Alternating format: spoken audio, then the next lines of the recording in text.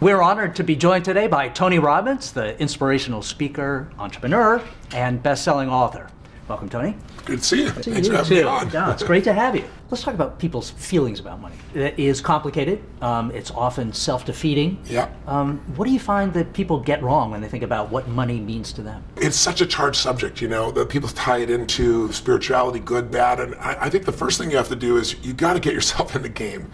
I mean, you got to understand the game is still winnable. I think for most people, like you said, it's so complex, and frankly, the financial industry makes it complex. When a person with experience, as we all know, matches a person with money, the person with experience ends up with your money.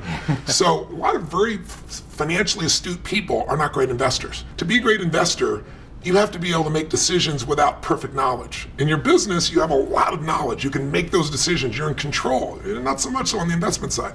So the first step is not to wait till you have a huge sum of money, because the illusion is, when I have more money, then I'll invest, then it'll be worthwhile. The most important thing is get started with whatever you have, because if you do that, you get to tap into the power of compounding we all know about, but very few people use. I'll give you an example, a guy named Theodore Johnson. You probably never heard of him.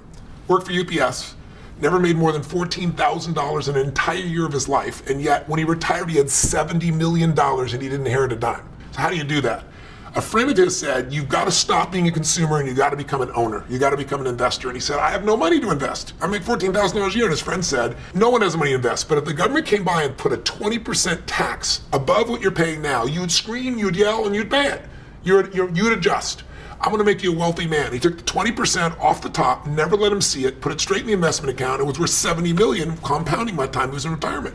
So people don't really get how powerful that is. You don't earn your way to a fortune, you invest your way, you compound it. Most people are trading time for money. And as an entrepreneur, that's the worst trade you can ever make. What I try to do is say, listen, whether you're an operator or owner, let's set up this business on the side, a financial business with no employees, that will be an extraordinary economic nest egg that brings you income for life, so you're free to do your business on your terms. But you've got to get started. The second thing is, you've really got to become an insider, as corny as that sounds. What you don't know will hurt you.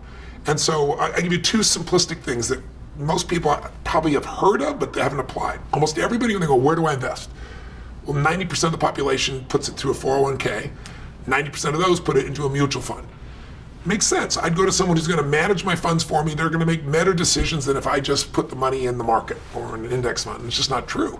96% of all mutual funds fail to match the market over any 10-year period of time. Any of your Nobel laureates, I've looked through the statistics, it's a fact.